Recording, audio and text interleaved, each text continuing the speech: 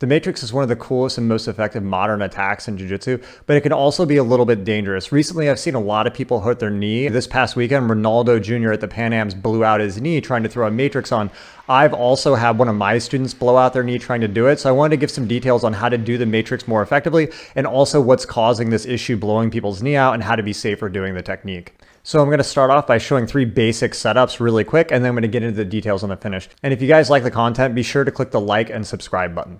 All right, so I'm going to start off with 3 of the easiest setups, and then from there we're going to go into the finishing mechanics, how to be safe and more effective with it. I think the first matrix anyone should learn is the setup from Xguard. It's probably one of the easiest and one of the most effective setups. Xguard, really commonly people will backstep here, and I have this underhook on the leg. So I want his toes pointed inwards. I'm going to jump over, throw my heel behind the knee. I'm going to grab the hip, and I'm going to shrimp out. Here, I come around, pull, and finish, and come up to the back here. The next setup is from an omoplata or a triangle choke. It's really common when you go for one of these attacks, people are going to try to posture and deadlift out, and this always exposes the matrix, and the finishing mechanics are very similar to the Xguard backstep one. Anytime you go for an omoplata, I hit the omoplata. As soon as I go here, I'm going to underhook and grab the calf, which is a very similar position to as in with the Xguard. So as he postures up to escape the omoplata, I'm going to throw my leg over. There's 2 main finishes up from the matrix, but I'm going to show those later in the video. So I grab here on the hip, I'm going to scoop my hip out, pull, come down here and finish as well. Another easy setup is either from De La Riva guard or from K guard. This is actually the setup that Rolando was trying to use this weekend when he ended up blowing out his knee. So if I'm just in De La Riva here, I can switch to an underhook,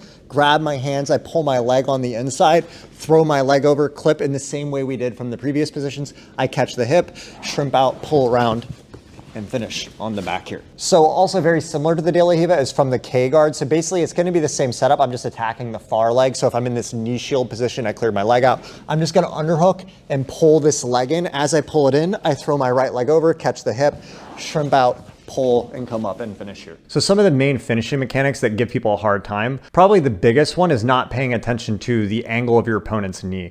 If my opponent's foot is facing forward, then it's easy to throw the matrix over.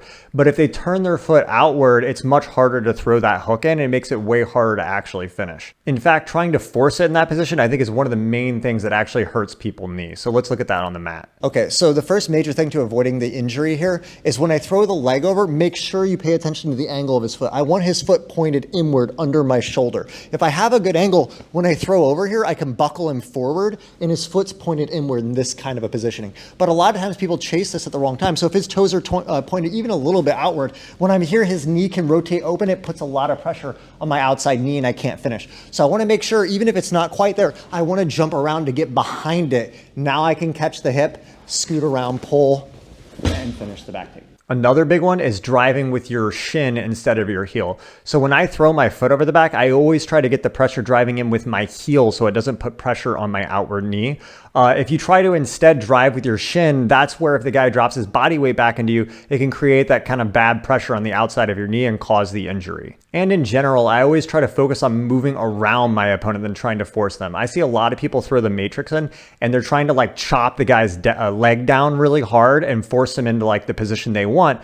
But often when you're fighting someone much bigger and stronger than you, in general, trying to force them into the position you want is not going to work, right? So in general, when I throw my matrix over, I'm trying to actually navigate around my opponent so that I can get to the position I want. And if he resists, then I use him as a force to help me move around. And if he doesn't, then I end up changing the attack. Okay, so another major thing is where I throw my heel. So I want to make sure that my pressure is coming through my heel and not opening. This is probably the biggest mistake that hurts people's knees, because here I'm in a really compromised position that's going to put a lot of weight on the outside knee here, and that's what's going to blow the knee out, right? So instead, when I do this, I even hop and I get my heel behind, because from my heel, the weight here is very easy, right? But again, to do that, you have to make sure you get around more. So I kind of hop when I hit. So now here I hit with the heel. Now I can grab the hip and start to build. Also notice there's 2 main ways to finish this. One way is when I land here, I can shrimp out like I showed before. The other way that I often do is if the guy's postured up a lot is I don't try to bring him down. I instead slide around like that. So it's more like I'm trying to conform my body around him. So imagine he's like a statue. I'm going to lock him in position and navigate around.